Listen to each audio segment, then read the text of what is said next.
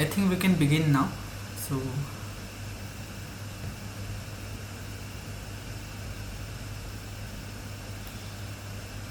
good evening, everyone, and welcome to this sixth live interaction session for Matlab Programming Lab in Chemical Engineering. So, I am your TA for this course, where every Tuesday we meet between 6 to 8 p.m. to discuss about the Matlab programming. So what I do here is I kind of make a revision of what sir has taught in the last week, and we solve problems related to that topic so that you get more familiar with this programming in the Matlab. A brief about me. I am Bhavesh Moorjani. I am currently doing Ph.D. at IIT Bombay. I have completed my bachelor's from MS University Vadodara. During my BTech, I was introduced to this Matlab programming, where I learned the basics of Matlab, and currently in my PhD work I use Matlab to solve various problems. These are my social handles. If any of you have any doubt related to this course or want to discuss in general, you can try to contact me there. Now I have been trying to ask you about various questions related to the course content that I am trying to cover or the methods that I have been following. So since I have not got any response, nor on this online class or nor on the YouTube channel, I assume that you are fine with the method that I am following, right? So right now the method I am following is to try to touch the topic which sir has taught in the last week. So some aspect from that week session, and then problems related to that aspect, right? So last time we learned about solution to linear algebraic equations.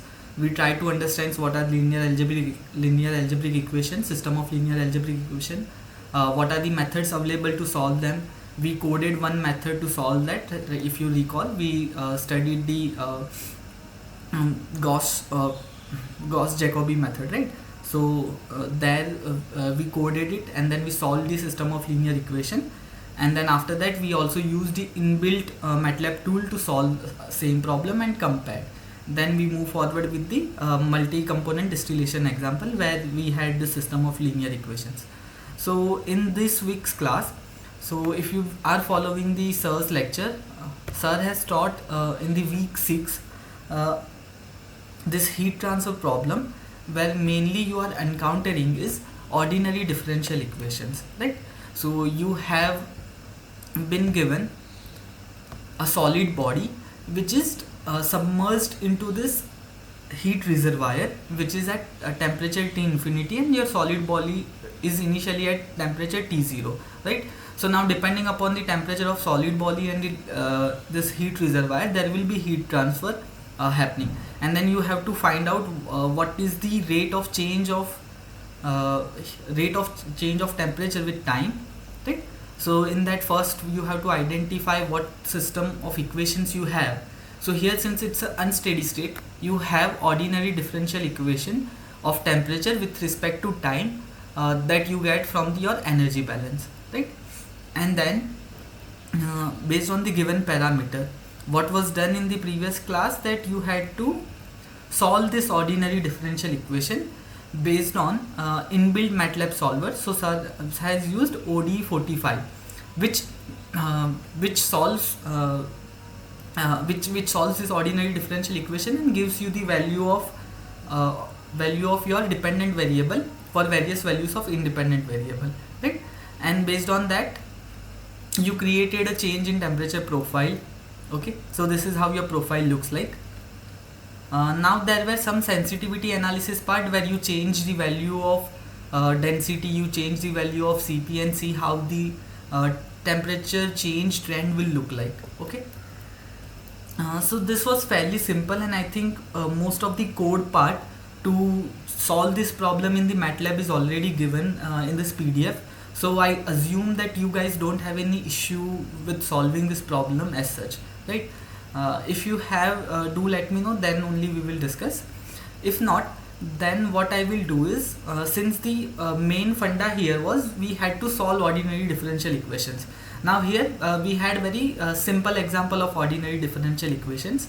So my agenda for today will be to touch what are various different ordinary differential equations, what kind of ordinary differential equations you will be encountering when you solve various problems, what are the basics method that you can use, numerical methods, and what are the inbuilt tools that you can rely on through MATLAB programming, right? Similar to the last time, we will study that basic concept. We will try to code one numerical method. We will compare our results with the inbuilt MATLAB solvers, and then at the end I have this one unsteady state CSTR problem, which we'll try to code from the scratch. Okay. So before I begin, okay, so that guy has left. Anyway, so if you have any doubt right now, you can post it in the chat box. If not, then on the YouTube channel. Okay. So let's begin today's class. So when we say ordinary differential equations, so first of all, what are these ordinary differential equations? So these are nothing but these are partial differential equations where one independent variable, this equation involved is a function of one independent variable and its derivative, right? The order is determined, the order of ordinary differential equation is determined by the highest power of derivatives, or what is the maximum power of your, what is the highest order of your derivative, right? So here for example, you have first order derivative. How it is first order? Since it's differentiation of y with respect to t only one time, so that's why it's first order derivative. So you have one independent variable y which is dependent on t. Okay, so with the value of t you will get different values of y, right? So this is ordinary differential equations. Now within ordinary differential equations you have various types of ordinary differential equations. So one common basic types that comes first in your mind is similar to our previous equations that we study. Either these equations can be linear or non-linear. Linear meaning they don't involve any power term in the equations. Non-linear meaning you have power relations between various dependent or independent variables, right? Even your derivative can also have a power. Then you have single ordinary differential equation. What's the system of ordinary differential equations? So this dy by dt, it's a single ordinary differential equations, right? Instead of that, you can have more than one variable. You might have dy1 by dt, you will have dy2 by dt. So you have two variables which are changing with time. So if you recall our lecture number 4, where we tried to study plug flow reactors, right? So we were looking at the change in the plug flow reactor with time. So there, this were our system of equations. So we had two ordinary differential equations. One variable was Ca, another variable was T, so, which were changing with respect to V, right? So you have one independent variable V and two dependent variables Ca and T. Okay. I guess I misspoke here. So here your y becomes a dependent variable and your t is independent variable. So you vary t and you get the corresponding value of y. I think I misspoke and said y is independent, but actually y is dependent on t, right? So you change the value of t and you get various values of y, right? So that's why you will have at least one independent variable with respect to whom you will do the differentiation. Okay, so that's why it's ordinary differential equation. Okay, you can have differentiation with respect to more than one variables. In that case it becomes multivariable part. So here this is a system of ordinary differential equations which are actually coupled, because both these ordinary differential equations involves both variable temperature and concentration, right? So that becomes your second type. Either you will have a single ordinary differential equations or system of equations. Then there are implicit versus explicit ordinary differential equations. So when we mean implicit and explicit, so explicit equation means that when you have a highest, let's say you have an ordinary differential equation and its highest derivative, when you can represent that highest derivative in terms of normal other functions or normal equations, then it becomes explicit. But when your highest derivative is coupled with entire equation, so you cannot write highest derivative in form of other terms, then it becomes implicit. Let me show you one example. Explicit ordinary differential equations, right? I want to show you the examples. Yes, here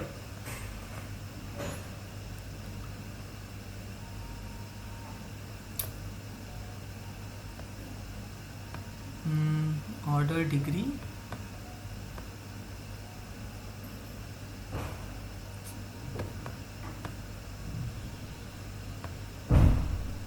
yeah.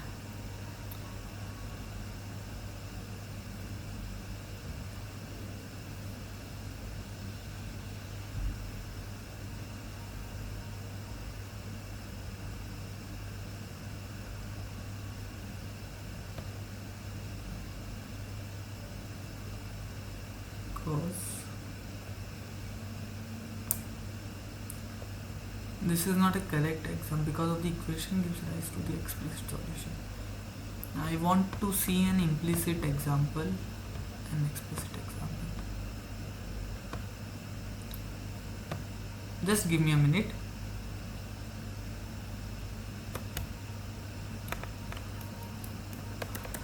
Implicit and explicit ordinary differential equations.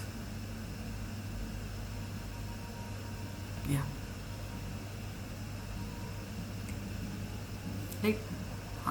So basically what happens when you have explicit equation, that means you can write the highest order of differentiation with respect to as a function of other terms, in the equation.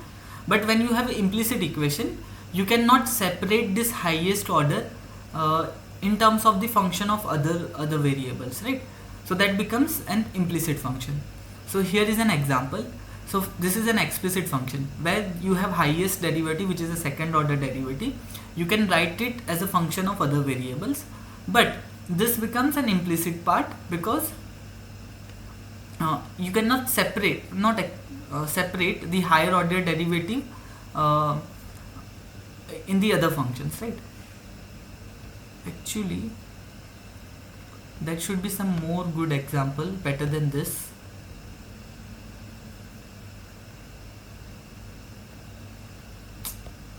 Actually,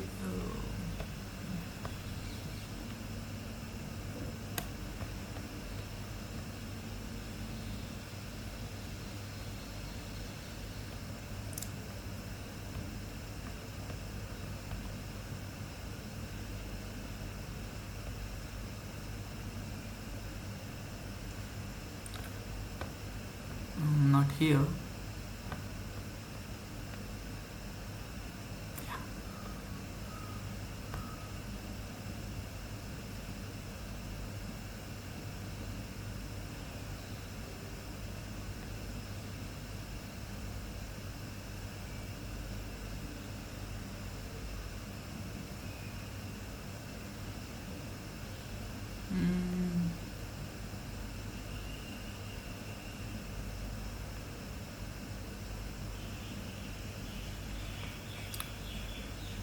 Sorry, I don't have an example of implicit, right? Yeah, this one is the implicit example, right? So you can see your highest order derivative is you cannot easily separate it with respect to other variables, right? So it's difficult to represent it. That's why it becomes implicit ordinary differential equation. Maybe I will put some better examples in the PDF before sharing it with you. Then it should be helpful to you. Right? Then, based on the data to solve the differential equation, you can further differentiate them with respect to initial value problems versus boundary value problems.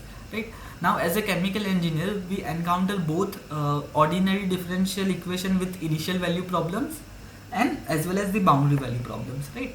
So right now all the if you consider the reaction engineering examples, where you have the initial condition known and then you have rate expression where you have change of concentration with respect to time. You know the initial condition Ca0, that becomes your ordinary differential equation with the initial value known, so that becomes ODE IVP, right? While boundary value problems generally involve geometric problems. So if you recall some of the uh, heat transfer problems or fluid flow problems, where you have boundary values defined, right? So you have velocity at one end, you have velocity at other end, or in the fluid flow you have a surface velocity, and you know the what is the velocity at the center point of the streamline. Or in the heat transfer problem, you know the edges temperature, and then you have to find the in between profile. So such cases becomes your boundary value problems, right? So today what we will do, we will focus on the ODE IVP problems. Mostly they are implicit, and we will also touch ordinary differential equation boundary value problems somewhere later down the course, right? Then another aspect to think about when you are learning ordinary differential equations is regarding the stiffness of the ordinary differential equation. Now when we say the stiffness of ordinary differential equation, a stiff ODE has a component that changes at a drastically different rate. So let's say you have two component ordinary differential equation. One component changes very fast while other component changes very slow.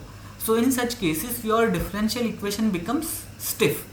Now why does this thing matter? Okay, so this thing matters when you are trying to solve an ordinary differential equations. So since we will learn today the Euler's method and the RK method. Now what I will teach will be the explicit part, but if you have a stiff ordinary differential equations, then your solution through this explicit method will get affected by it, because your solution is changing very fast. One variable is changing very fast, one variable is changing very slowly. I will again come to this example when we start coding in Matlab. Now when you have a stiff ordinary differential equation, so explicit solvers like basic Euler or basic RK, they will require extremely small step size. Now that will increase the computational cost for you, okay?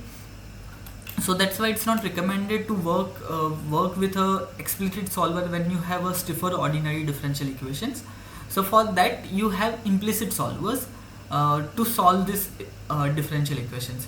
Now what are this explicit differential equation solver method and implicit differential equation solver method? We will discuss this next, right? So solution to this ordinary differential equation, you must have studied this Euler's method and RK method somewhere in your BTech course, either in the maths course or some numerical method course. You might have encountered this, right? There are some advanced method which is Adams implicit method, backward differentiation formula, etc. We will focus on this two basic method. First is Euler's method and second is the Runge-Kutta method, right? And we will try to code these methods. So first let me show you this type of ordinary differential equation that we have discussed and what is this stiff ODE. Then we will move forward with understanding the solution method and then code it, okay? So here are your various ODEs. So let's say one non-stiff problem is this. So let's say you have this equation where you have differentiation of y with respect to t given as minus y. So this is your very basic differential equations, and I am solving it through ODE 45. We have used this ODE 45 in week 4's lecture, right? When we wanted to solve the PFR equations. I will come to this solvers again also, but as of now we are solving this differential equation with ODE 45. I am getting the value of t and y, okay, and then we will plot it. So this is your first ordinary differential equation, which is non-stiff. Now I am showing you the stiff ordinary differential example. where you have two variables, two dependent variables y1 and y2 and one independent variables t. Okay, so now your dy1 by dt is varying with respect to both y1 and y2. Your dy2 by dt is varying with only y2. Okay, so this is your stiff equation, a stiff ODE. Now how do I know this is a stiff ODE? So for that, let me run this code. So first figure, this one is for a non-stiff equation, which is dy by dt is equal to minus y. So you can see this is kind of a, if you will solve this, it's a inverse exponential function, right? So it's decaying with time, and you can see it's decreasing with time. Okay, so this is fine. But here I have when I'm looking at the stiff equation, I have two variables y1 and y2 which are changing value with time, and this is how their plot looks like. Here you can see my variable y1, it's changing exponentially, it's changing nicely. So between, if I change the value of t from 0 to 50, it's decaying exponentially and slowly. But if you will look at the variable y2, you can see within fraction of change in the variable t, it has fallen from value of 1 here to 0.0. Okay, so here you can see your variable y1, it's changing very slowly, it's changing very nicely, you can keep a track. But for your variable y2, it's changing very drastically. So thus this becomes a stiff differential equation. Now I had mentioned that when you are solving, when you are using this solvers for ordinary differential equations, if you have a stiff ODE, that means you will spend computationally more time to solve this, right? Now I have two solvers here to solve the same equation, to solve the same stiff ODE. One is ODE 45 and another is ODE 15s. So ODE 45 is general purpose solver, right? While ODE 15s is specifically designed to solve a stiff differential equation, which is more efficient. What are this ODE, what kind of method they use, we will come to that also, but let's understand how the computational power varies. So when I run them, you can see you get the same sort of a plot with ODE 45 and ODE 15s. So that is fine. I'm getting the same sort of a value. But when you look at the time required, so ODE 45 took around 0.448 seconds and it ran for 6077 steps. Okay. It evaluated 91 successful step, 2 failed attempts, and 158 function evaluations took place. Okay, so these are the statistics for running ODE 45. No, sorry, this is the only ODE 45 statistics. But if you look at the ODE 15s, it took 0.3235 seconds and it completed within 92 steps. So compared to ODE 45, it took less time as well as less number of steps to find the solutions, right? How do I know this time? So if you recall, in the first lecture we had discussed this tick and tock command, right? So tick command starts your stopwatch, tock commands ends your stopwatch, and based on that I am keeping the track of time required to solve this ordinary differential equations via these two methods, and then putting the answer, right? So you can see when you have the stiff equations, what kind of ODE method you use to solve the equation, that also becomes an important aspect. So there are inbuilt solvers to and there are guidelines to, in order to select this inbuilt commands. But before coming to that, we will first try to understand the basic Euler and RK method and try to code it and relate it with the inbuilt function, right? So if you recall the Euler's explicit method, again it's an explicit method. So here you give the change in variable y with respect to this formula. So in the Euler's method, you get the next step based on the current step value plus step size into this function of t and yn. So this f, t and yn is nothing but your ordinary differential equation, right? So since these are ordinary differential equation initial value problem, so you start with y0 value, so you know the function value f t0 y0, you know that, so you have initial value, then you move ahead with the step 1, so you get the value of y1 at t1, right? Similarly, once you know the y1, then you find the value of y2 and you move ahead with time. So basically you construct such sort of a plot, right? So this is basic explicit Euler method and considering only one step size. Now when you have considering only first order, now let's say you have a multi-order or higher order process. In such cases your Euler's method will vary in this fashion, okay?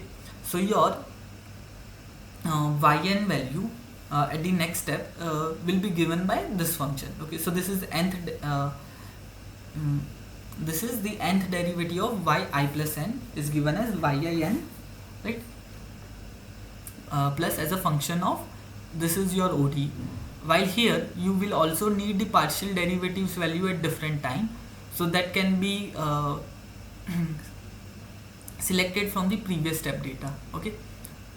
So here you will, instead of needing only the value of y at the current step, you will also need its derivatives value in the current step also, okay?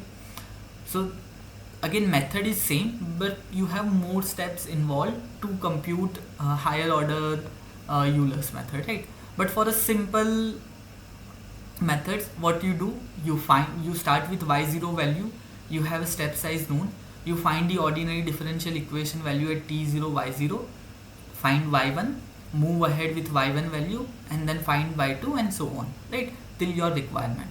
So this is your explicit Euler's method. Then second method that you must have referred is Runge-Kutta method, right?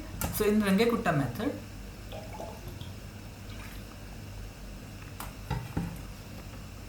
this is also an explicit method, and you have been given formula that your next value yn plus 1 depends on your current value yn plus your ordinary differential equation value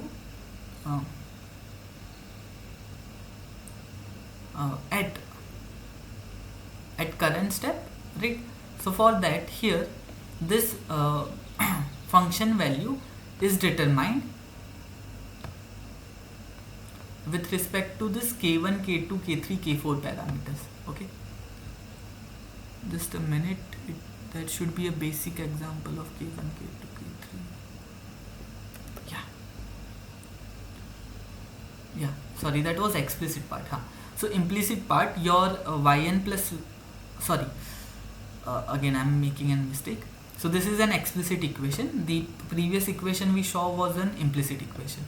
So in the explicit equation, you get the next value based on your current value plus h by 6, and you have to find these various parameters from k1 to k4, since it's a rk4 parameter, right? So you have to find the 4 parameters k1 to k4 which are related to your ordinary differential equation values at different tn and yn, okay? So this is the equation. You find the value of k1 to k4, you put it here, and then you find the next value, right? So these are your Euler's and RK methods to solve ordinary differential equation. Now what we will do is we will code this, try to understand how we can use this method to solve the ordinary differential equation and then compare it with the inbuilt Matlab function, okay? So let's begin.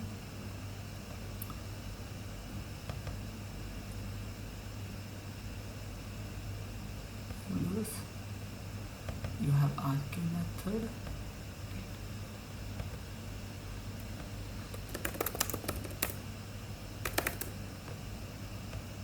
I will start with a new script. So for this, what problem we have been given is we have to use Euler's and RK method to find solution of below ordinary differential equation initial value problem. compare the effect of step size on estimating the solution, and compare our solution with the Matlab inbuilt command, right? So first let's code it, and then we will compare, we will see how the comparison goes, right? So first, let's say I want to solve it for, I'm creating the Euler's method example, right? So what problem statement I have? So for every part I need to create one function which represents my ordinary differential equation, right? So let's say first we will create this dy by dx is equal to minus y. So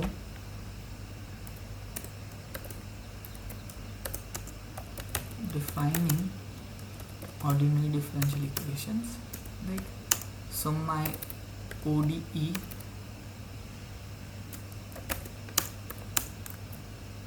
becomes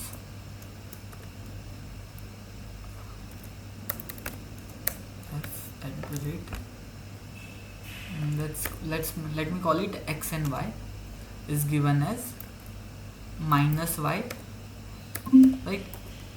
So this is my ordinary differential equation which I want to work with. Now you have initial value y0 given as 1, okay? So y0 is given as 1.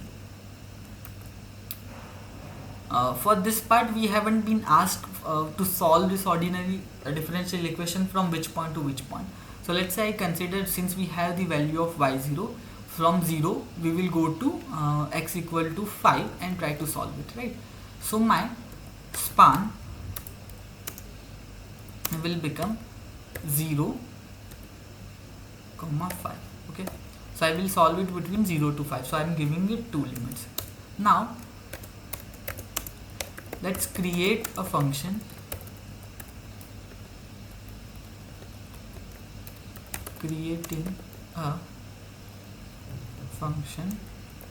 to solve ODE through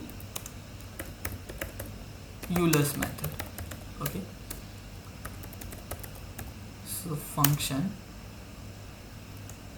I will say my Euler method. Now what all the things are required to solve a function through Euler's method, right? So here what you will need is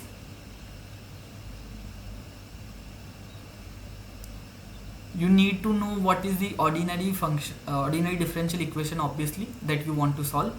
You have to start with some initial condition y0, and you also need to see what is the step size h, right?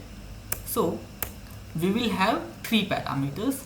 So one is your ODE that you want to put it in, then what is your initial value y0, and your h value, okay? These three data you need. Now what this function will do? So also the span, because we want to see till from which point to which point we want to find this equation, right? Find the solution. So let's say you have this much data ready. So first you create x range that will vary from, so in span you have two data, y0, h, span 1. So what are you doing here? So you have been given span 0 to 5. Between these 2 points you are moving at a step size of h, okay? So you are creating an x range between 0 to 1, okay? Now for each value of this x we have to find the corresponding value of y, okay? So for that let's create y matrix which has a length of, this will be 0 matrix which will have a size similar to y0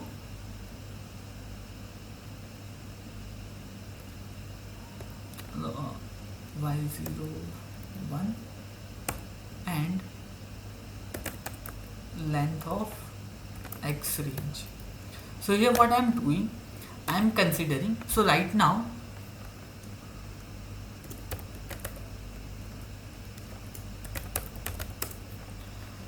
I only have one variable y, one dependent variable, one independent variable. So here my y0 value is only 1, but let's say if I have two variable like y1 y2, in that case I don't have that example here, but I show you that stiff equation, right? So here you have both y1 and y2 varying with time.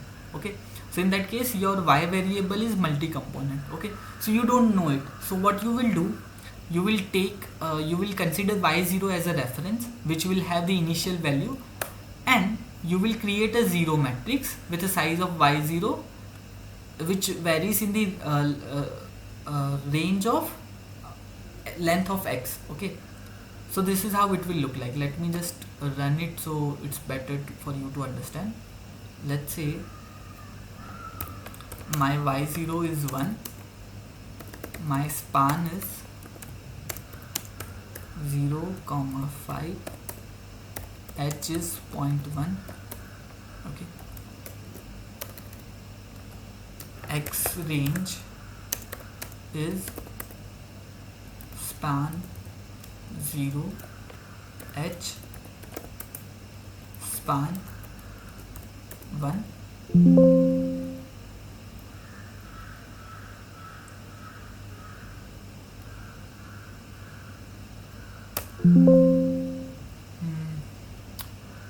What happened? Array indices must be positive integer or I created it perfectly.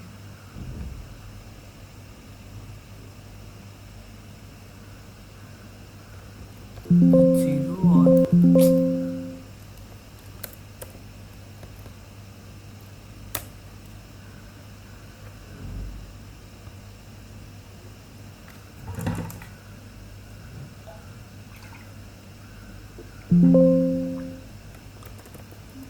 just a minute, span and 0.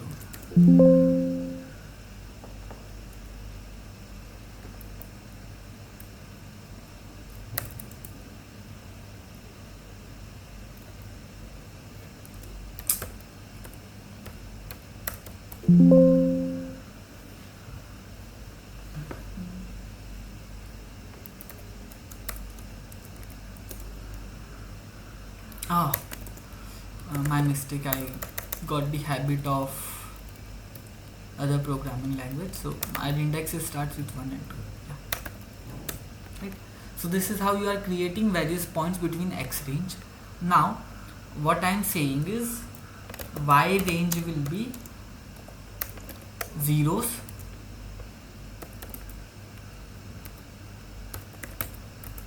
size of y 0, 1, size of y0, 1, and length of x range. So your x range is from 0 to 51. So you have 51 values. So similarly y will have a 51 value, and it's it varies one variable 51 times. But let's say your y is y0 is 2, 3. So you have two variable equations, right? So in that case your y range becomes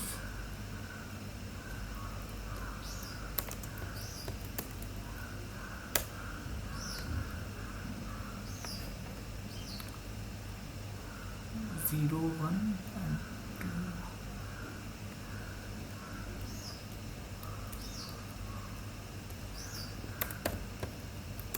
Yeah.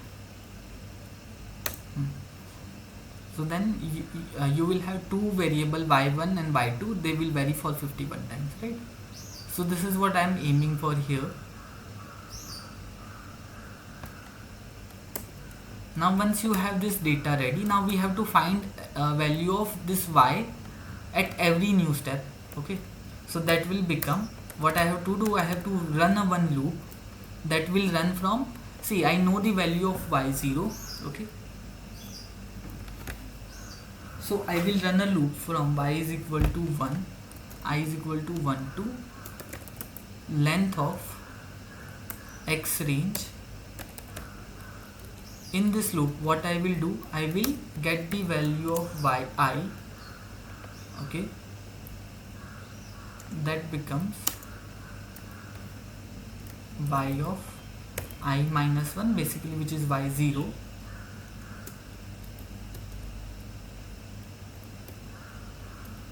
I plus 1. Next value, let's write it this way, h into, now we have to call the function ODE here. So ODE bracket your variable x range I and your y variable which is ranging I. Okay, when this is done, so what you are doing, you are taking current value of yi, finding the ordinary differential equation at yi and xi, and then finding the next value. Now here we have to also provide what is the initial value, right? So your y0, like initial value, becomes your y0. Okay, so you are taking initial value as y0, which is provided by user. Once this is done, I have created the function. Okay, so let's keep this function at the below part only, and now I want to solve it. So my solution, what should I get at the return value, will be y comma x. So at the end you will get the value of y and x, right? So let's see whether this has worked or not.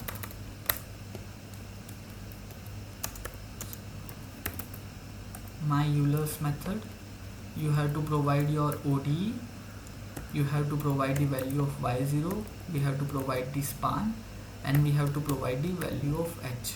Okay, and let's run it and see. I have got some errors. So what is that error? Line 12. Oh yeah, here, sorry.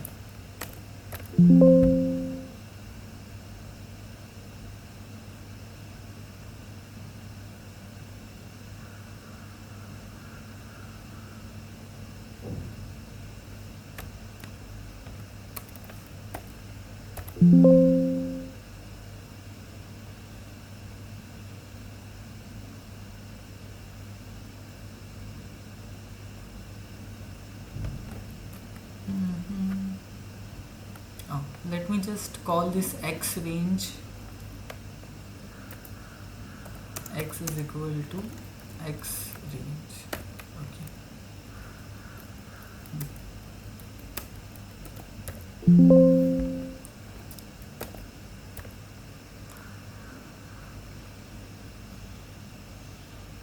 so you can see my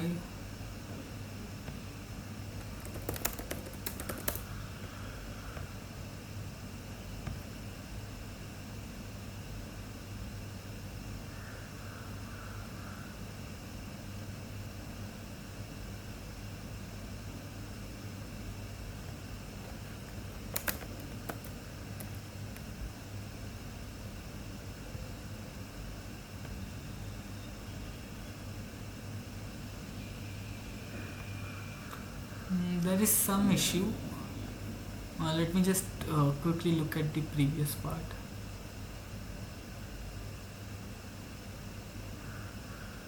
So we created t length, n length, length of y zeros and n.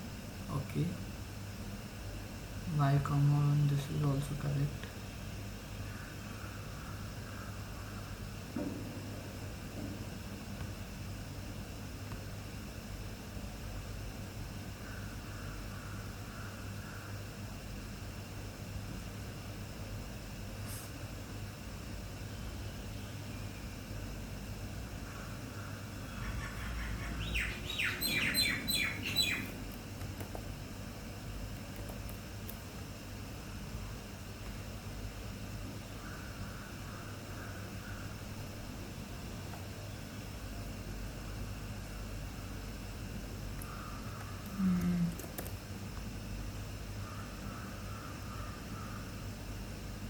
think everything is correct.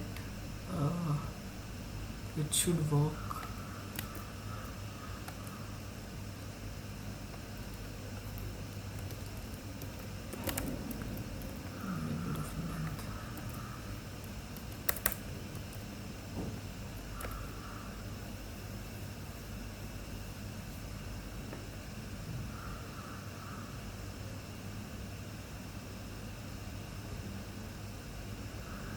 Y0 is 1, OD is this,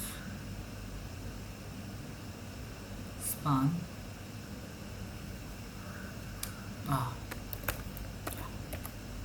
so, so these are the values of your y and x corresponding to the solver, right?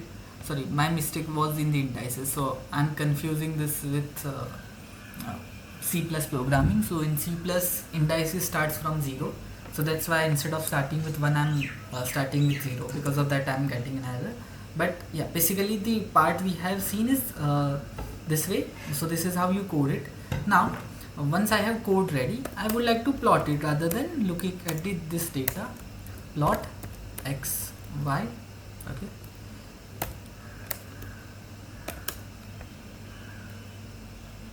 And see what happens.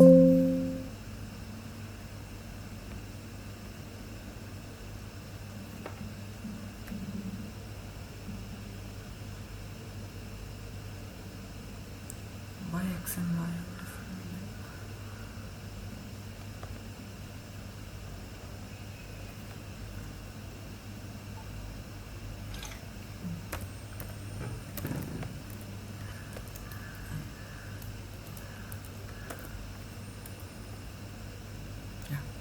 So this is how your function is changing with time.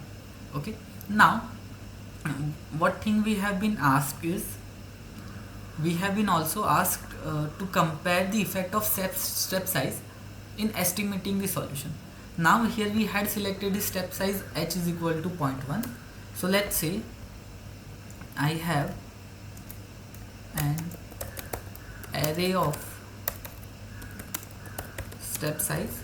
So for the ease I am considering 3 step size only. You can look for other values also. So one is 0.1, another is 0.5, and then 1. Okay. What I will do, I will run a loop for I is equal to 1 to length of your h. Now within this loop I will call this solver.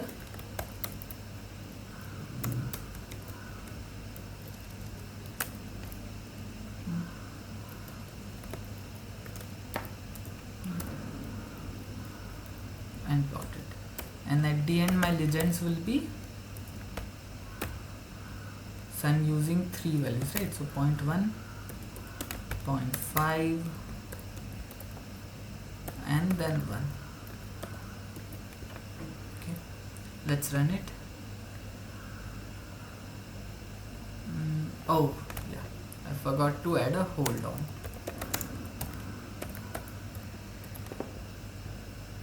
So this is how your solution will vary. See, when you have 0.1 step size, so you are moving in very fine steps, so that's why you are getting this perfect curve which is exponentially decaying.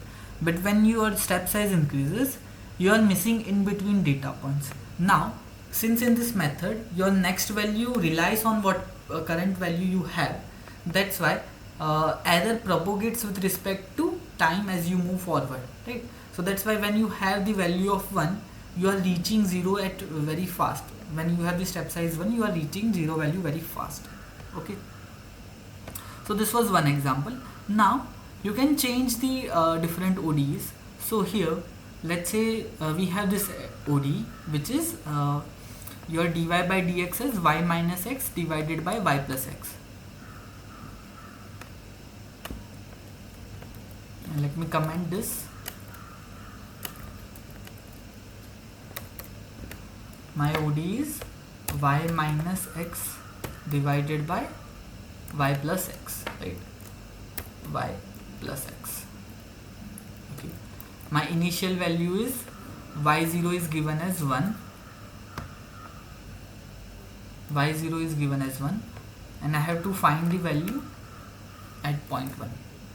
Okay, since I have to find the value at point 1, my step size should be even smaller. Okay, so let's say 0.01, 0.05. I only consider this two step size. And now let's run the code and see what we are getting.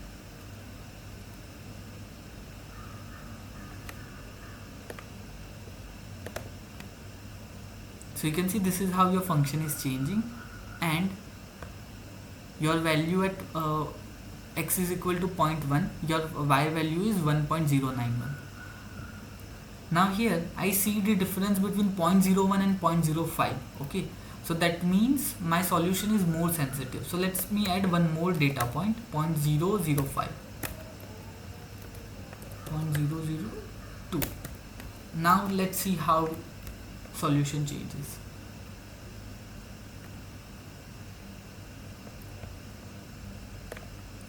Oh, it hasn't added the third part, so here I have to change the litten, 0.005, 0.001, 0.02, and then 0.05.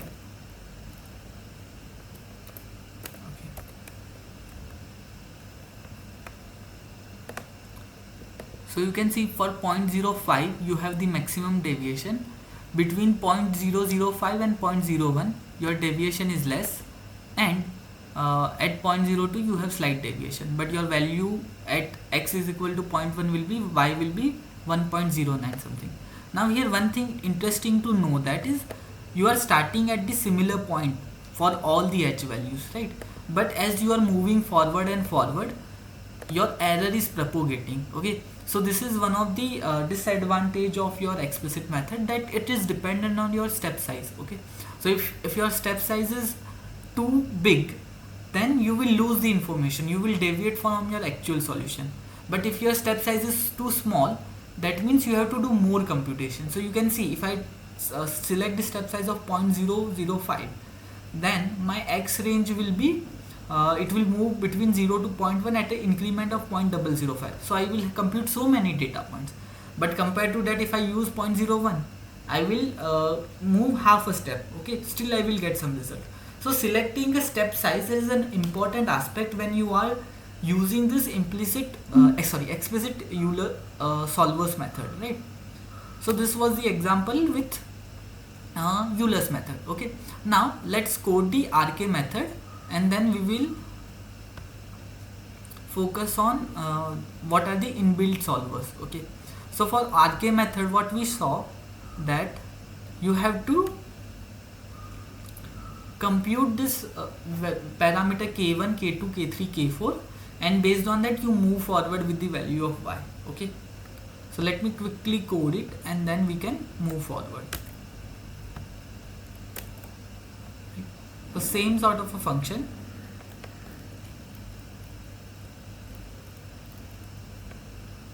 Instead of Euler, we will have my RK method. Okay, I'm naming it as RK. My function will also change. My RK method.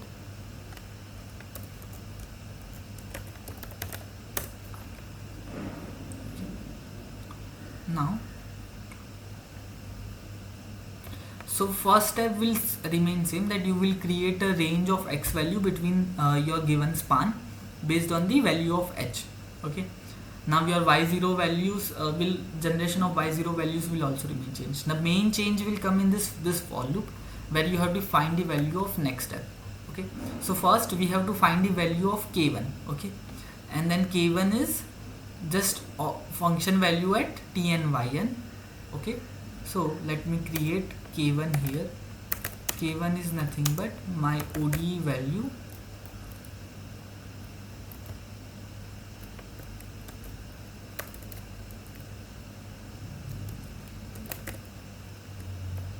this is my k1.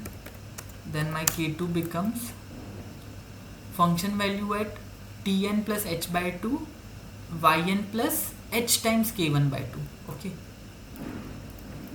so this becomes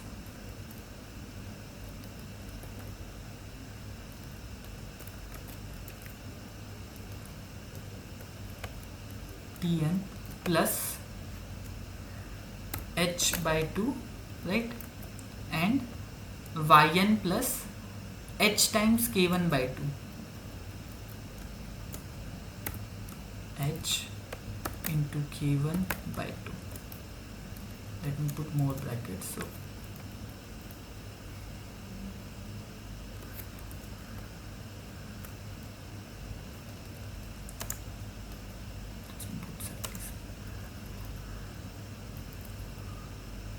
you can make it more spacey to understand for yourself, right?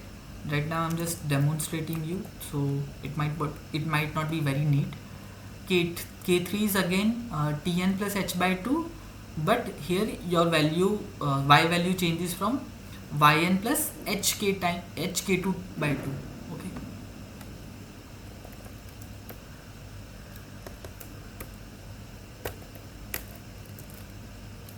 instead here hk2 by 2.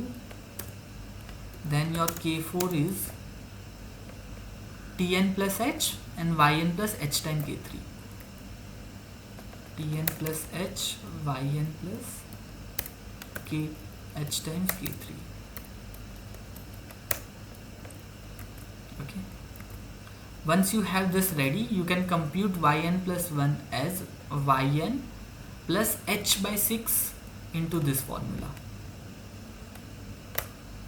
So this will vary as yn plus h by 6 into k1 plus 2 times k2, 2 times k3 plus k4.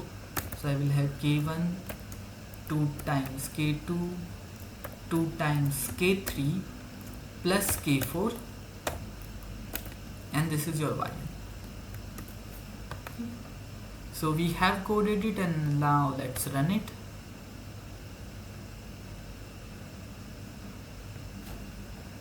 Here you can see, compared to Euler's method, my RK method is giving much better conversion even at a higher step size of 0.05. In Euler's method, with the same example you had seen, we were diverging with the value of step size of 0.05, but in RK method you are getting the same value. Okay, so this means that RK method gives a better convergence compared to the Euler's method, but at the same time you evaluate multiple parameters, right? So here you evaluate 4 quantities k1 to k4, then after you evaluate the value of y. So that means you are using more computational power to solve an RK method. So therefore you have to decide the balancing parameter, that whether the sum solution which is sufficiently representing your condition, closer condition, is it sufficient, or you want more accurate solution.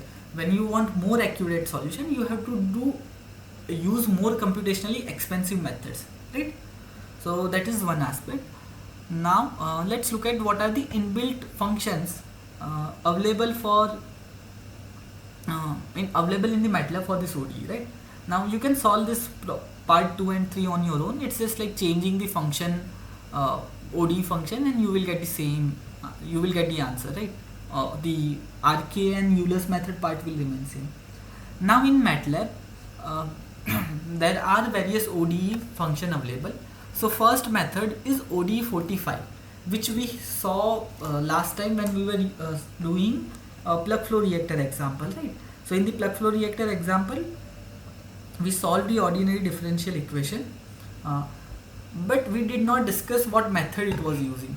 So ODE 45 uses explicit RK, and it is generally used for non-stiff problem, and it's a good starting point when you don't know which method to use for. Then you have ODE 15S, which is implicit method. It uses a stiff problem. Now when I said explicit and implicit part, so explicit and implicit ODE are different, and explicit and implicit ODE methods are different.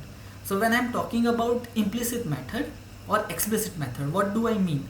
So what Euler's method and RK method that we saw, they are explicit. In explicit method, the next step that we are next step for which we are finding the value, we have to rely on the previous value. Okay, so value at yn is needed to find the value of yn plus 1. In the implicit method, they are generally iterative method, so you use more than one information. Okay, so you predict some value of yn plus 1 based on the yn, and that yn plus 1 value is used in your actual equation to find to predict the next value. Okay, so you rely on previous information as well as what current information you have to predict the value. If I show you the example, in the RK method, actually we were seeing here second order adaptive Range-Kutta,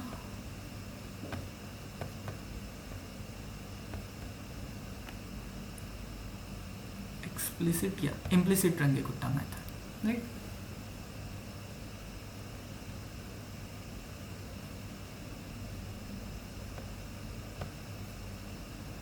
Yeah, so this is how it varies. Okay, so your yn plus 1 next value relies on your previous value as well as ODE differential equation value with respect to n plus 1. Okay, so now you are saying we don't have n plus 1 as of now, yn plus 1, but my yn plus 1 value depends on this ODE value at yn plus 1. Okay, so for that what you do, you try to predict yn plus 1 value with respect to some basic formula, right? So for example here, yn plus 1 value is predicted as yn plus h times k1, which you put it in here to find the ODE value, which you again put it in your main equation to find the next value.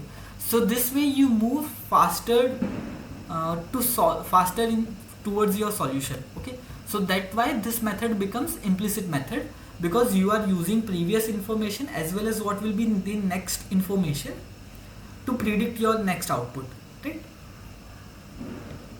So when you are using ODE 15s, it uses implicit method and it's good for stiff ordinary differential equation. Then you have other ODEs 2320s, ODE 113, which uses explicit Adams method, which is generally preferred for non-stiff problem, right? Now there are other options also apart from this this ODE. Similarly, there are various other methods also to solve this numerically ordinary differential equation, right?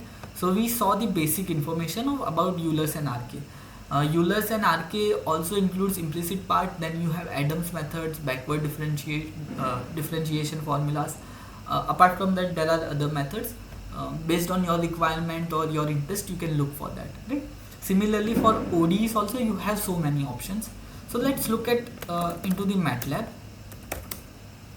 First, let's start with the basic ODE, ODE 45.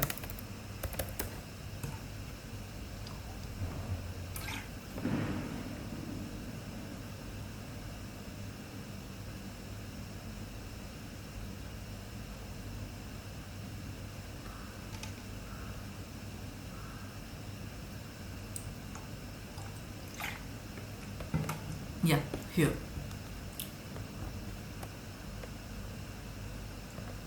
So see, its description says itself that ODE 45 solves non-stiff differential equation using medium order method. Okay, what you have to provide? You have to provide the function value, you have to provide the span, you have to provide the y0 value. It will integrate your function between t span, okay, with the help of initial value, and provide the value of y and t. Okay, so this is ODE 45. Now if you will see the description, it also shows that it mentions this part, that ODE 23, 45, 78, 89, these are all single step solvers which uses explicit RK formula. Okay, see, explicit RK formula of different order to estimate the error. Now ODE 45 is for general use. If you have some moderately stiff problem, you can go for ODE 23. ODE 78 and 89 may be more efficient than ODE 45 on non-stiff problem that are smooth except possibly for a few isolated discontinuation.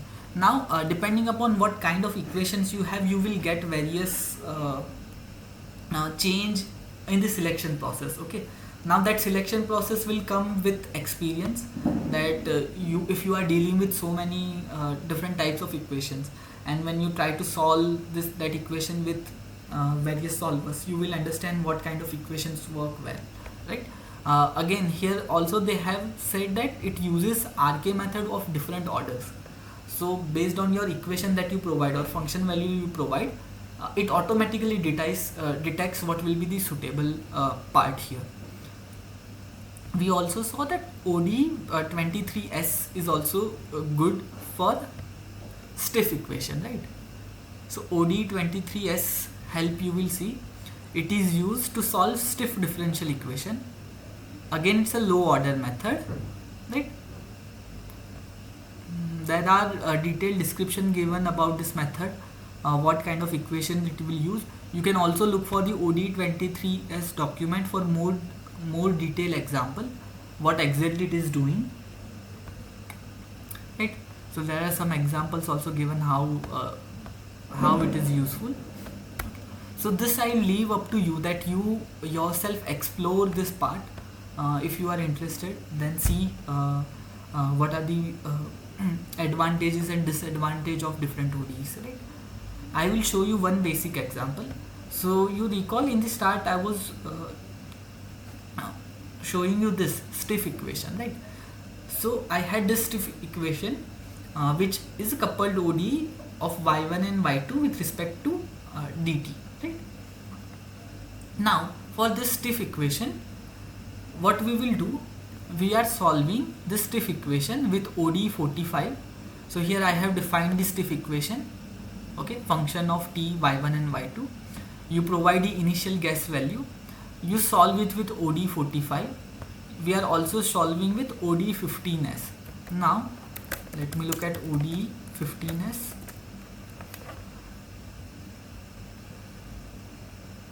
It solves stiff differential equations and differential algebraic equations. Okay. So you provide function value, you provide the span and y0 stiff, right? Let me omit this option part. I think that might become slightly confusing to you guys.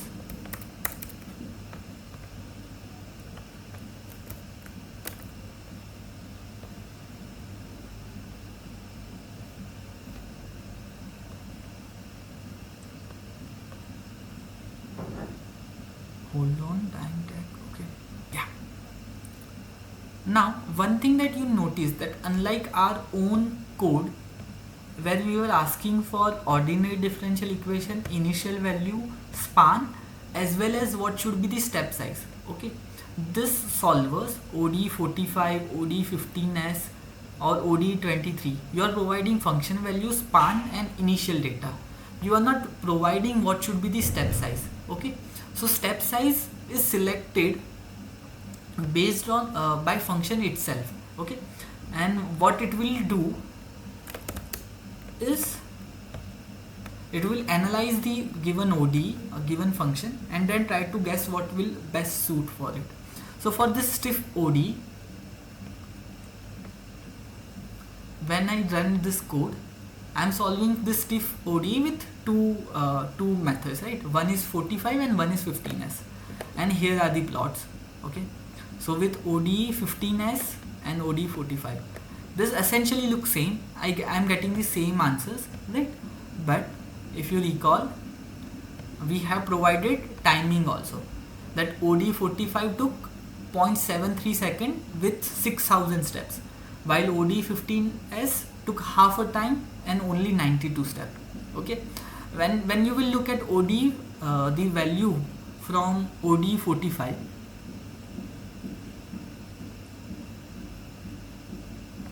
so here you can see your value is changing. So you have 6077 steps, right? So your time parameter, it is varying from 0 to 5, but you can see the solver has selected very small h value, right? and it's non-uniform, so it's changing. So you are moving it very slowly since it identified it. Once you provide the OD value, it has some inbuilt code to decide the stiffness part, and it has identified that your equation is stiff. That's why it's using very small increment to move towards the value of 50, while compared to that your OD 15s, which is for stiff equation, it's moving in a different increment. So you can see initially it has decided the low increment, but after that it is selecting the higher increment. Okay, so your increment is more, and same for from the plot also. You can see your initial value of y2 is changing drastically at the start only. Then after it's y2 value does not change, y1 value changes at the end slightly.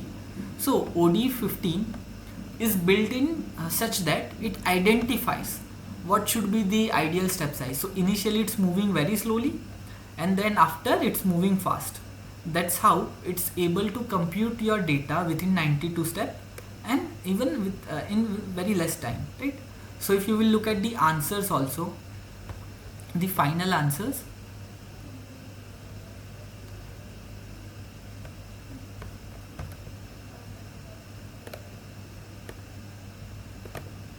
so your y1 is 0.0135, y2 is 10 to the power minus 8, y1 0.01235, y2 is 10 to the power minus 2.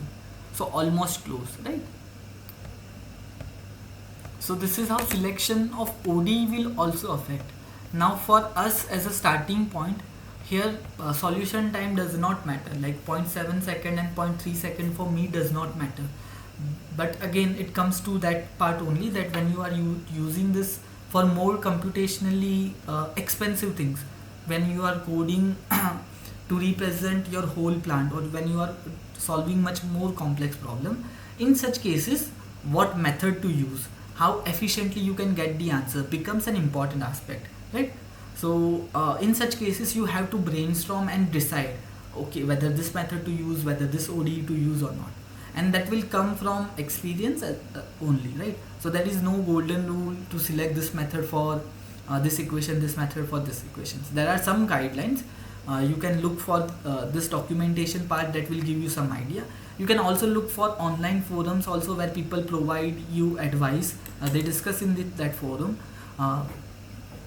Then you can differentiate or get more basic idea, I would say, about the solvers, and then after that you can move forward with your requirement, right? So this was about different ODs that you come into, that you encounter in your system, right? So what are ODs?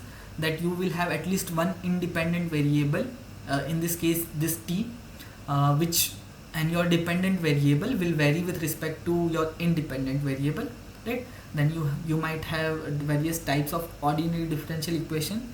So today we tried to look at the implicit equations with initial value problems only. We will move forward maybe in the next class, not next class, but maybe in future class we will look at the boundary value problems or implicit equations also, right?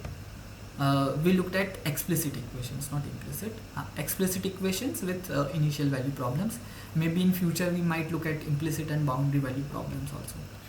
Then we try to understand what are the basic methods. We coded Euler's and RK method. We saw what are the solvers available, and then we compare our results with the solvers result, right? So you can compare this result. I haven't exactly compared it, but with your Euler's and RK code, you compute this value y at 0.1 and y at 2, and then compare it with the inbuilt solver, right? Now let's move forward with the final example for today's class. Okay, so here what we will do, we will try to code this problem from the scratch. So what this problem is, it's about unsteady state CSTR, and the scenario is given as that we are a process engineer. Okay, so you are a process engineer tasked with managing an exothermic reaction in a CSTR. Now the product is a high value specialty chemical. A recent fluctuation in the cooling water supply temperature caused an increase in the reactor temperature, which is not recommended as the product starts to degrade if exposed for more than 2 minutes at temperature above 350 Kelvin. So there was some fluctuation in the cooling water temperature, because of which your reactor temperature increased, which is not recommended, because apparently your specialty chemical is sensitive to higher temperature, so it might start to degrade. Okay, so to avoid such scenario in future, you have to simulate the dynamic response to the reactor to a step change in a coolant temperature. Okay. Perform a sensitivity analysis to determine the maximum safe operation temperature for the coolant that prevents a thermal decay of a product. Right. So now generally CSTR we operate at a steady state, right? So after once you start the plant, after initial changes and adjustment, generally your CSTR runs on a steady state part. That's why we take dc by dt as 0, so there is no accumulation when you do the mass balance part, right? But here it has been said that because of change in the temperature, change in the coolant temperature, there is this abnormality or fluctuation inserted, because of which your energy balance and will be affected, which will affect your kinetics, since your rate will be related to the temperature part, right? So we have to see change in TC, how change in TC will affect the temperature part. You have been given the reaction data, so you have feed volumetric flow rate, reactor volume, feed concentration, feed temperature, rate kinetics is given. You have K0 value, activation energy value, heat of reaction value. So you can see it's an exothermic reaction, 10 to the power 5 joule per mole, it's a high value. And also the pre-exponential factor is 10 to the power 6, which is very large for a fast reaction. So it's a faster reaction. So since it's a fast reaction, it's an exothermic reaction. So if there is some fluctuation, that fluctuation will be reflected much faster. Why? Because your reaction rate is much higher. Your reaction rate is higher. So if you will change the inlet temperature, it will reflect, it will affect the kinetics. Since rate kinetics are faster, overall effect will be seen in your CSTR much faster. Okay, so maybe because that's the reason you have to do this analysis. Now this is an hypothetical question, so it's not exact. You might not. It's not exactly taken from some industry. Okay, but you might come across similar conditions, right? You have been given the fluid condition, heat transfer coefficient into area is also given, coolant working temperature is 285. We have to consider an increase in coolant temperature up to 300 Kelvin. Okay, so this is our condition. Now if you will try to do a mass balance, okay, so this is how the CSTR mass balance and energy balance will look like. Now when we are operating at a steady state, your accumulation term dCA by dt in CSTR we keep it as 0. Similarly, if you are operating at a steady state, your change in temperature with respect to time, these two terms left hand side of these two equation becomes 0. In the I think third week lecture, no, or fourth week lecture taught by sir, that was also on CSTR, right? Yeah. So here, so same equations we are following, right? But here it was a steady state condition. That's why there were no accumulation terms. So your right hand side was 0. But these are nothing but same equations, same mass balance and energy balance equations that we are following here, except it's unsteady state. So we have this LHS is not equal to 0, and now we have to observe this change. Okay. So for that, what we will do is we will create ordinary differential equation function for the CSTR. Then for various values of TC, we will compute the concentration and temperature, and then see how a change in the coolant temperature is affecting the reactor temperature. So we have to solve this ordinary differential equation multiple times with a different value of Tc, which is coolant temperature. Analyze how the change in the reactor temperature occurs. Okay. And also, does the coolant temperature affect the reactant conversions? So let's try to code it. So what I will do is get rid of all the previous part.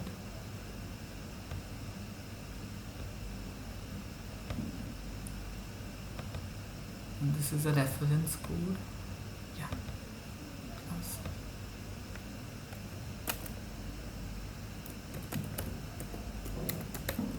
CST. Okay. So what we will do,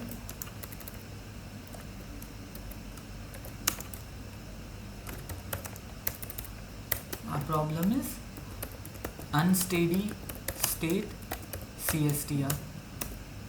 Okay. Given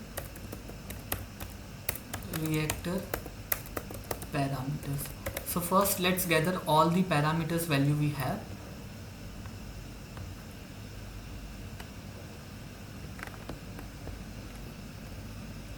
So first we have feed value 10.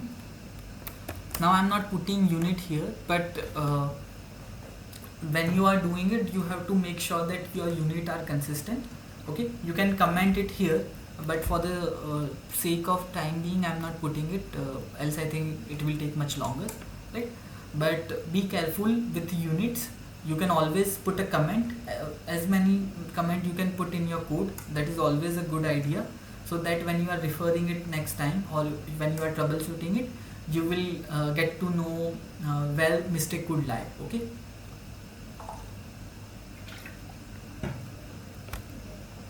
Your feed rate is 10, your reactor volume is 20.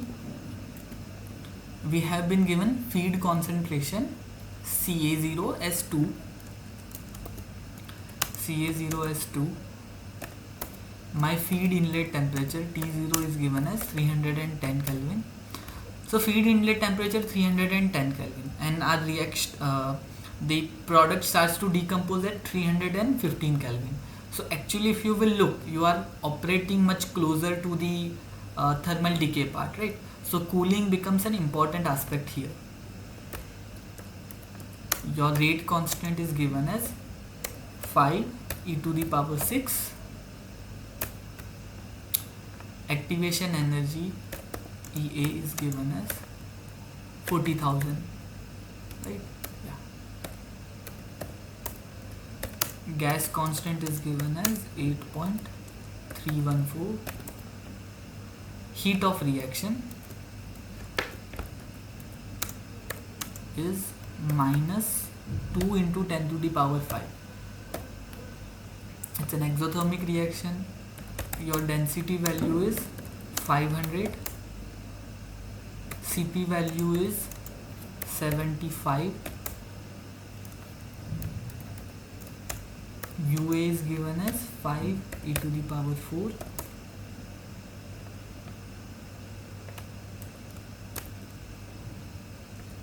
TC initial is given as 285, right? TC final value that we have to go is up to 300 Kelvin. Okay. So these are the reactor parameters. Now what we have to do, we have to first create an function which represents the CSTR ODE, right? So what I will do, I will create a function. Okay, what this function will do, it will represent CSTR ODEs, right? What data will be needed for this function? So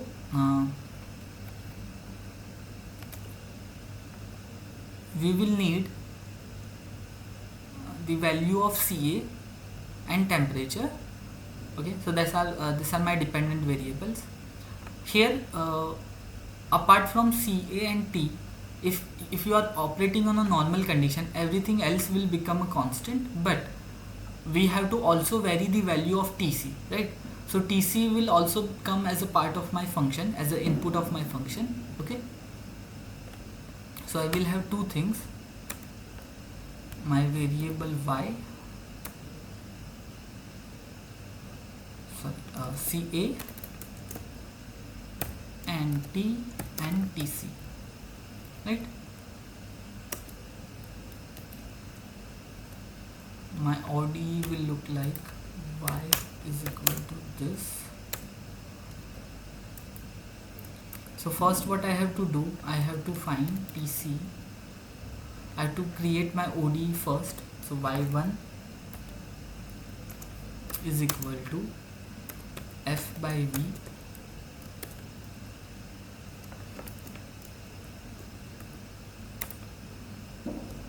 ca0 minus ca minus RA. So I have to find RA also. So first let's find the rate of reaction RA, that is given as K0 into exponential minus E by RT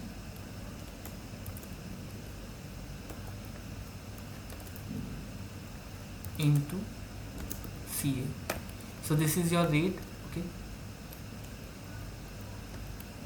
minus RA. This becomes your first ODE. Then your second ODE is given as F by V T0 minus T minus your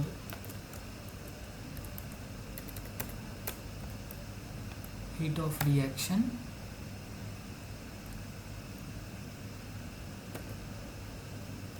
divided by your density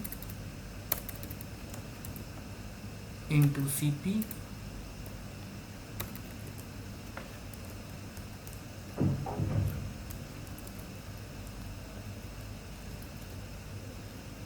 this entire thing into your rate, right, RA, minus, you can provide slight space for a better representation. Here also this will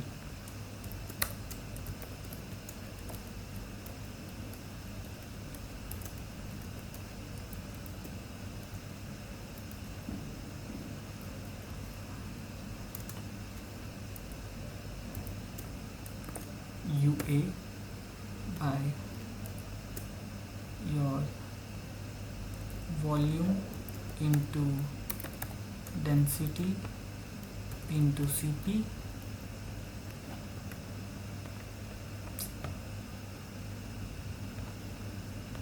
T minus Tc. Why it's not moving?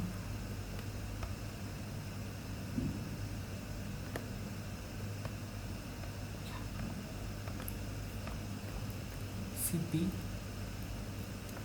into T minus Tc.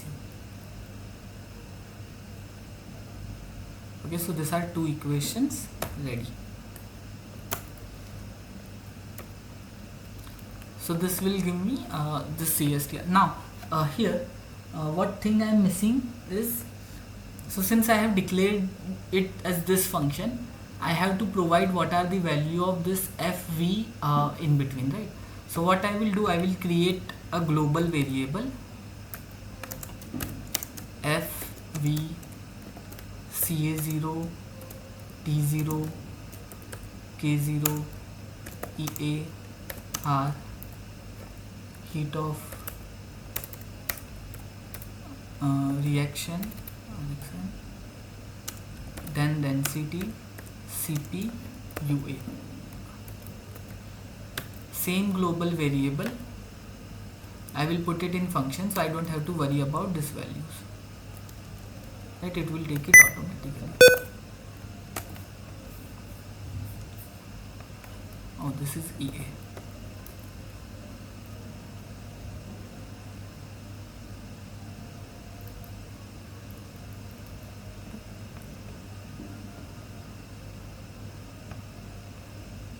Now once we have created this function, right,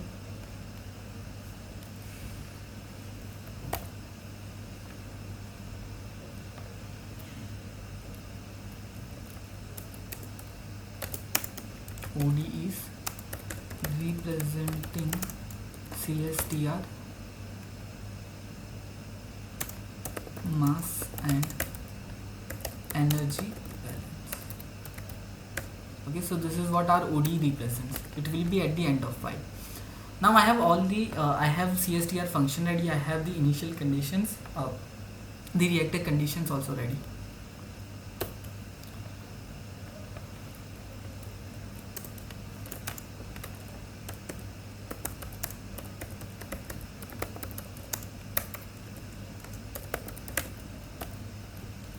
First what I will do, we will try to solve this OD for initial condition only and then try to see what are the results, right? So for that we have been given what will be my parameters. So I will need the value of T, I will need the value of CA, okay.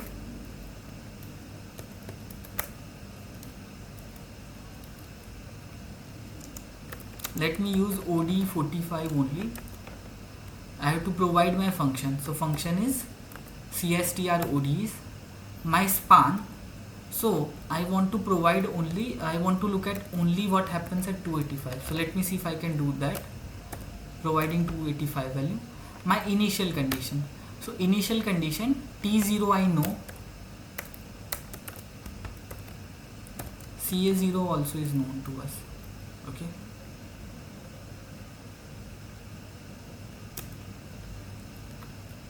Sorry, span here will be temperature, span will be with respect to time, right? So T span,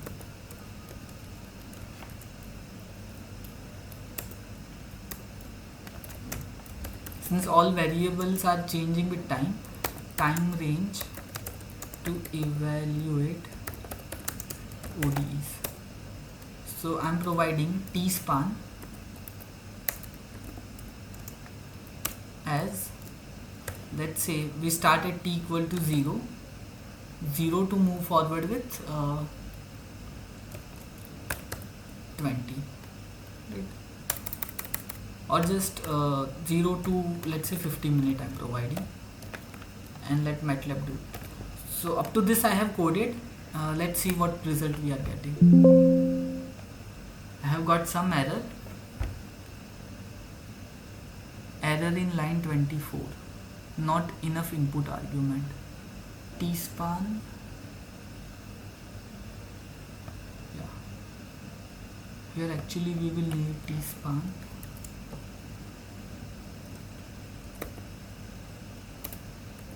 CA comma T comma TC initial.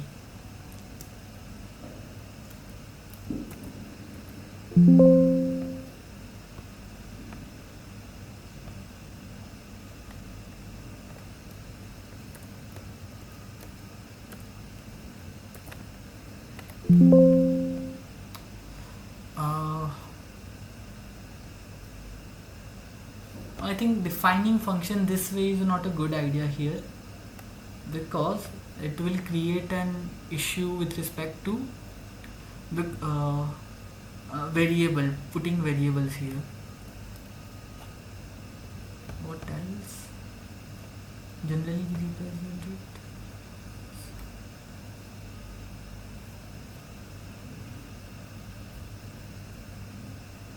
Ty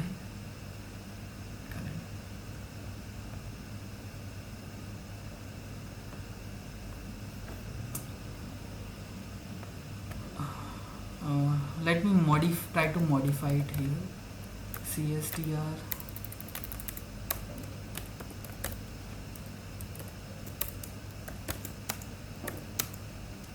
at the rate, I have two variables, right? So Tn y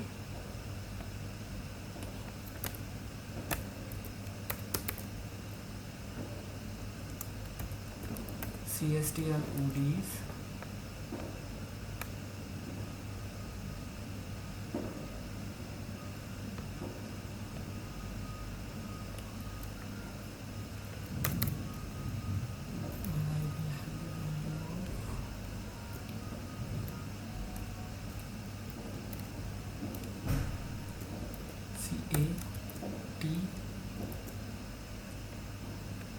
TC initial.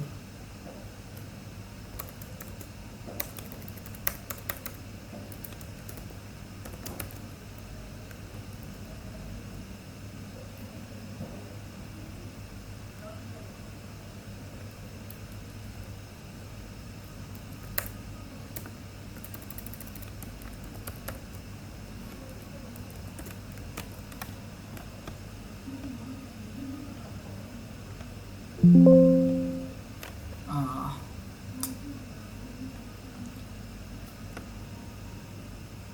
okay, my mistake here.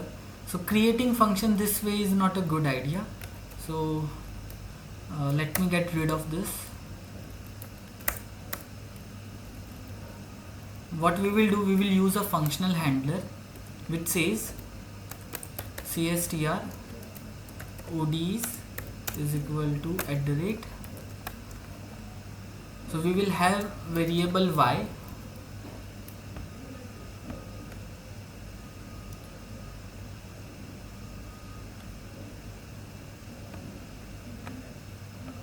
okay.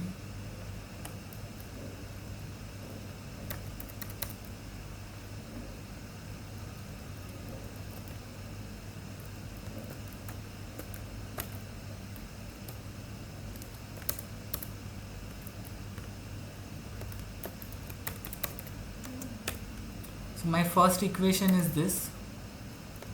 Here I have to use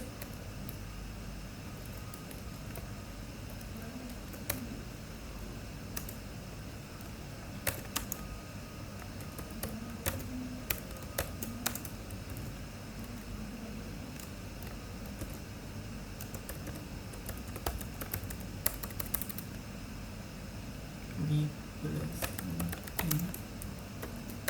mass and energy. Okay.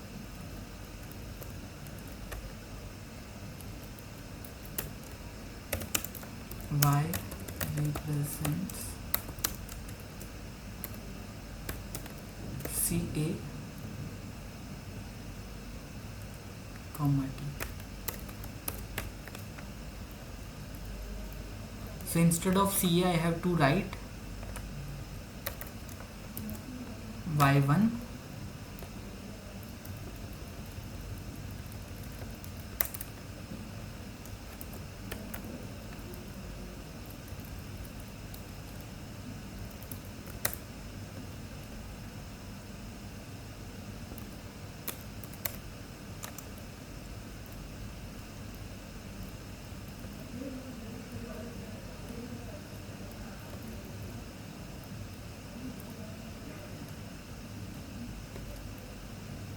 instead of T we have to write Y2 Y comma 2 heat of reaction density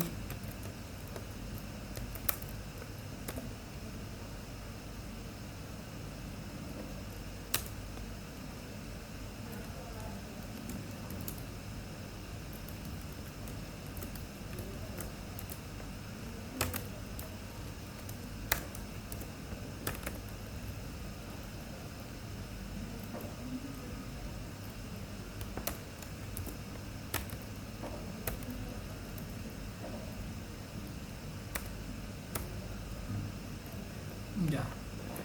I think this has this is perfect. Right, so I'm creating CSTR ODE this way.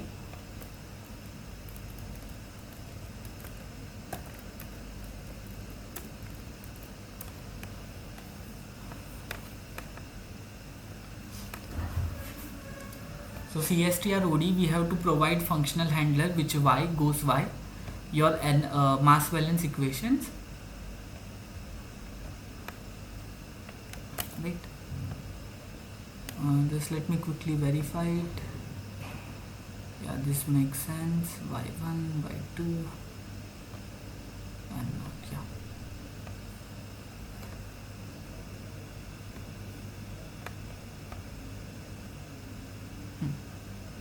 Also TC is also one variable, right?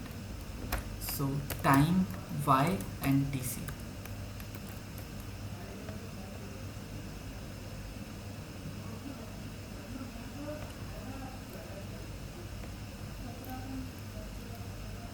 CA0 minus Y1, K0 exponent minus E by RT,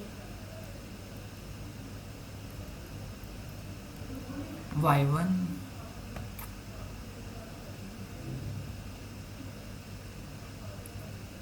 yeah, this is not a way.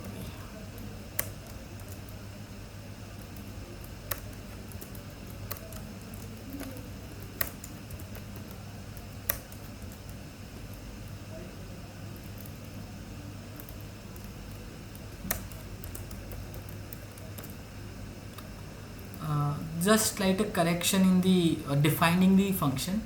Once you do that, it should be fine. I think I selected a different approach, but it doesn't work that way. So when you are working with OD, it's better to define function in line only, rather than creating a specific function, local function there, right? So this has CSTROD. Now I will update this CSTROD for a specific value of TC initial, right? So that's why I'm modifying it,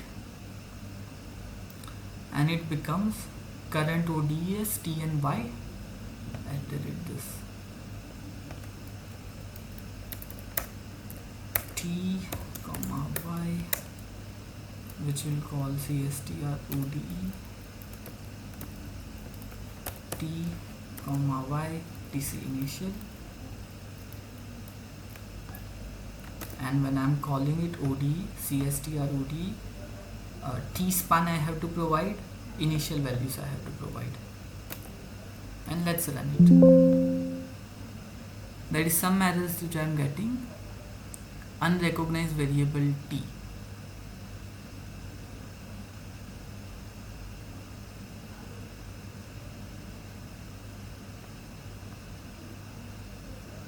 Yeah, here somewhere I forgot to change value of T, where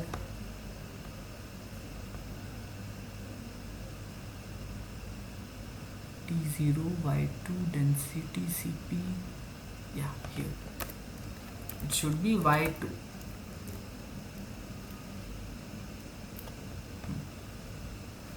Now let's see.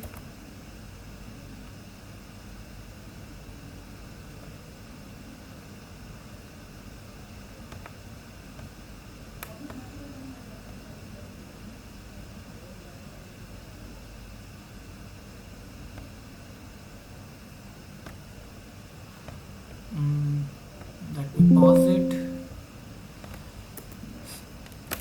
clear all, close all CLC.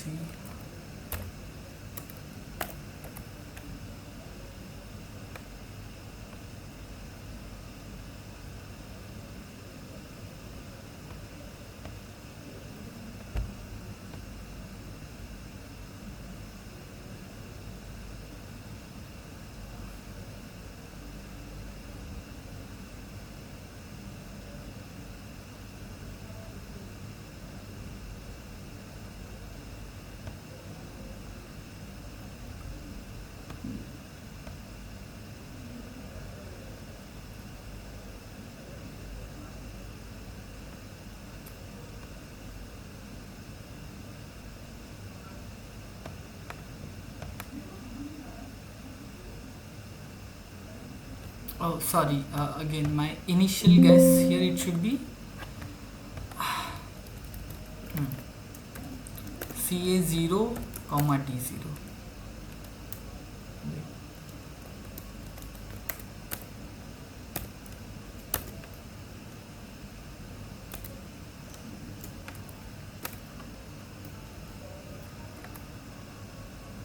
Yeah, nice working. So you have various value of t and corresponding, so for various value of time starting from 0 to 50 minutes, you are getting corresponding value of concentration as well as temperature, right? But this data I want to see as a visual representation, right? So always a visual representation is much better compared to what you look at. So this comma t comma y, you have 0. Your legends, so one is your Ca, another is your temperature, and that's it.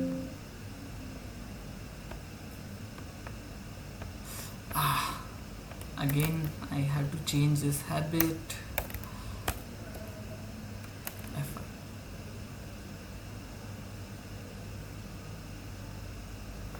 So this is how it is varying. You have your temperature. Let's put it in a different plot.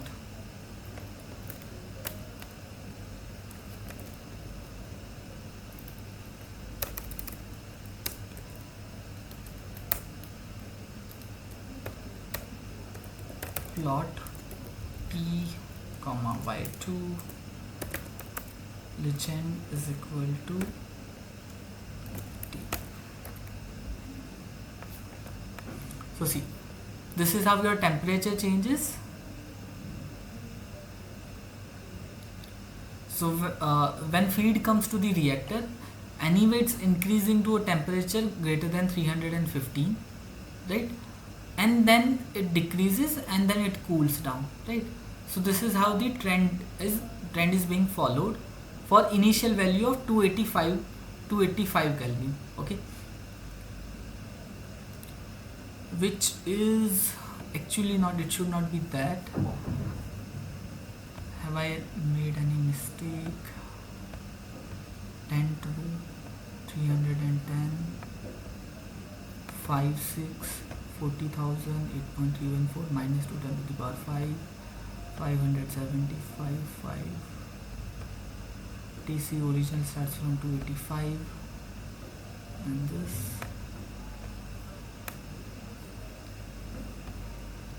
Y0 is CA initial, T is 0.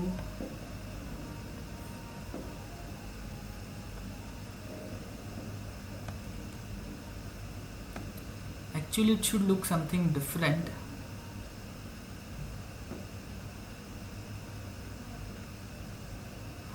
So for 285 it should not cross the value of 315. Let me rerun it.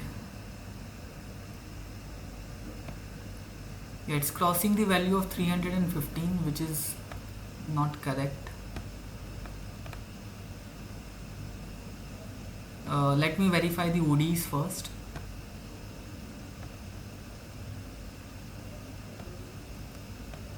F by A, F by B, CA0 minus YA, K0 exponential minus EA by RT into Y1, F by V, T0 minus Y2 minus heat of reaction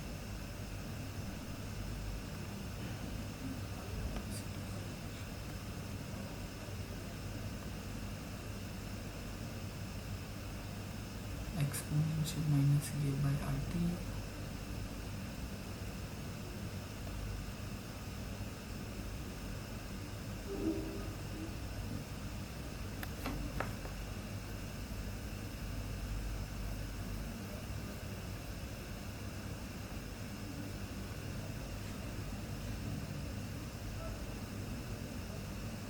Oh, here this come twice. Okay.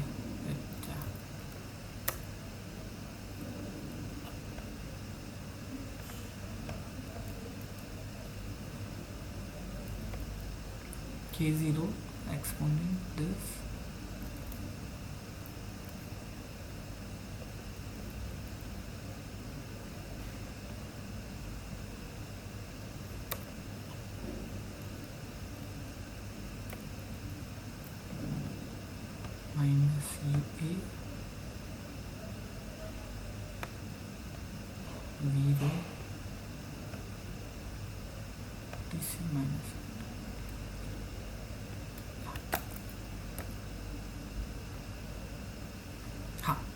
So this is how it looks like.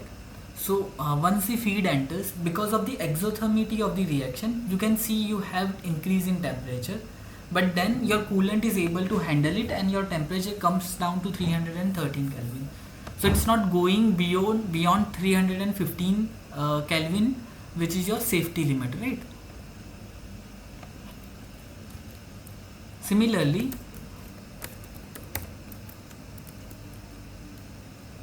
your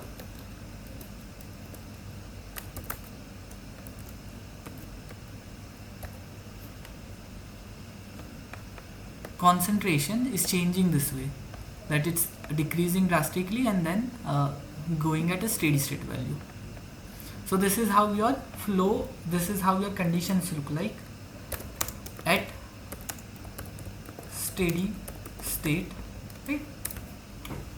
So this is actually a steady state. So initially your once the feed enters, you have conversion happening, and then after some times your conversion remains same.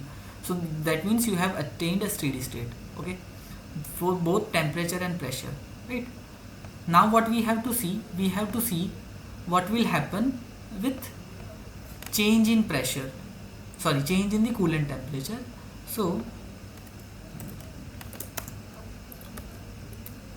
to see the effect of change in coolant temperature, I will consider TC range. We have been given as TC initial value is given. Let's consider 5 Kelvin increment. Okay, so this is my TC range. We will compute the value for each TC range data that we are considering here. So TC range,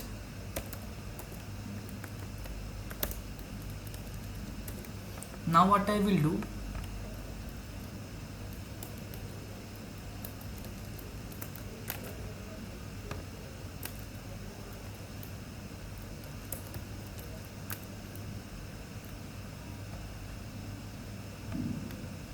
instead of TC current, I will use TC range ith value.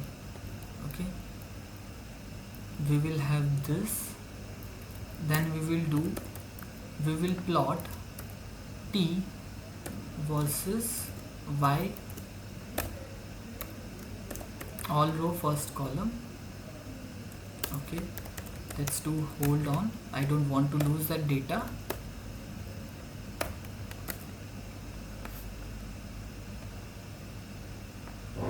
Also you can provide the legend through sprintf, so let me do that.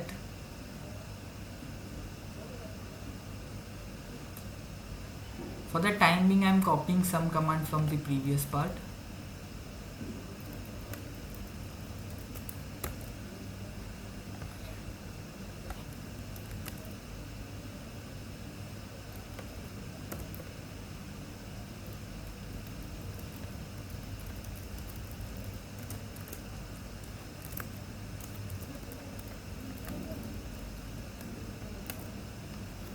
And let's look at this. There is some error.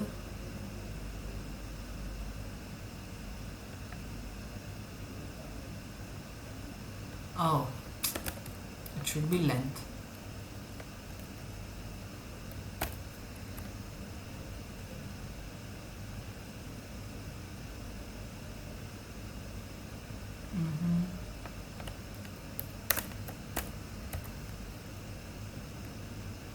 Yeah, it hasn't shown the design part. Why?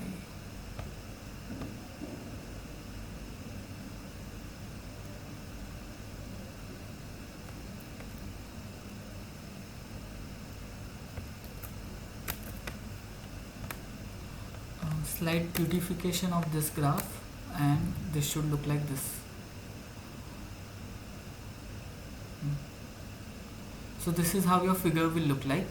So for TC equal to 285, when you have coolant temperature 285, your reactor temperature is not going beyond 315.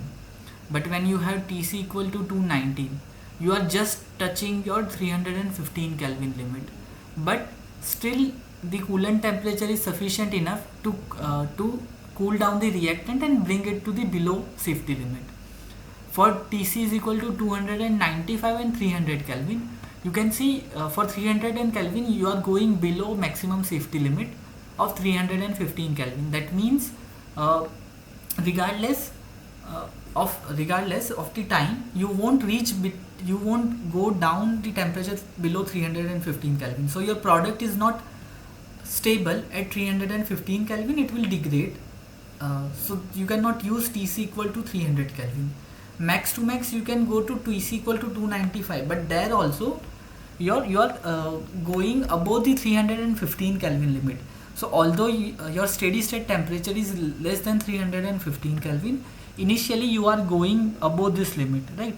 Now whether this time is sufficient enough or not. So in your problem statement it has been mentioned that product starts to degrade if exposed for more than 2 minutes at a temperature above 315 Kelvin, right? So in this plot, if you will look here, my time is 1.19 and here it's 4.4.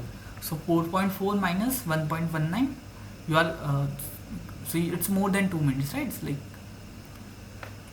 it's 3.2, roughly 3.2. So 3.2 minutes you are spending above 315 Kelvin. So even using the temperature of 295 as a coolant is not recommended. So basically going above 290 Kelvin is for the coolant temperature is not recommended for your reactor. So that is your gist. What we have been asked was, we have been asked to solve ODs for various values of coolant temperature and see how the reactor temperature is changing. Are we exceeding the safety limit? No. So for coolant temperature 290, up to 290 we won't extend. Beyond that we will extend the coolant the safety limit, and then our product will start to degrade. Another thing has been asked is, does the coolant temperature affect the reactant conversion? So for that what you can do is, so here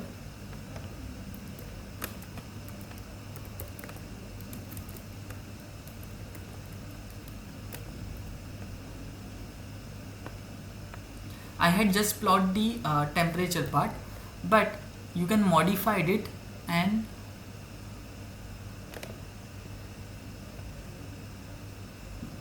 instead of y2, if you will put y1, okay,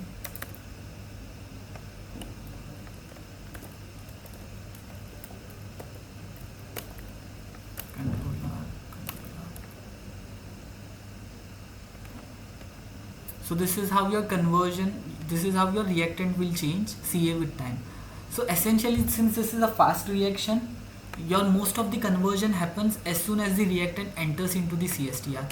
Thus with time, with the coolant, your product is not changing that much, okay? So your conversion is not much affected by it, since initial conversion is happening much faster, and Tc is not affecting your conversion drastically, right? So this is what you can comment. Now here, if you will notice, in the previous plot I have added one horizontal line at 315 Kelvin. So this is that command. You can add a line in a plot using a horizontal or vertical line. So horizontal line is added by y line, providing the value of y intercept, okay? Then you can put a, so these are just legend options, where to put a legend and not, right? So this is how you can analyze your system. I have this reference code also. In this reference code, slight modifications are done in terms of the data representation. So first, if you will see, you have between 285 to 290. I haven't, since I know that for 290 the time spent about to 315 Kelvin is less, so 290 is fine, but about 290, how much, about 290 and 295, do you have any other safety temperature for the coolant which you can work on? So that's why I have taken extra points. Similarly, at that temperature I have find the conversion also and put it both into this nice subplot in one graph, right? You can refer to this code to understand various commands. Also, I am also looking at the steady state conditions for all the cases. So for all the TC's temperature, these are the steady state condition. This is how the reactant temperature will vary with TC. So you can see at 300 Kelvin only my steady state temperature increases above the higher 315 Kelvin safety limit. But that doesn't mean my product is not degrading, because in the time evaluation of temperature we saw that product is degrading, right? You can see conversion is not affected by TC. So to take the steady state temperature, basically you have to take the endpoint data from your solvers. So that has been done here, right? So just refer this code. This part is same code that we have done, but with much beautification and better data representation, right? So this is it for today's class. If you have any doubt, do let me know via YouTube channel or some other communication method, right? Thank you.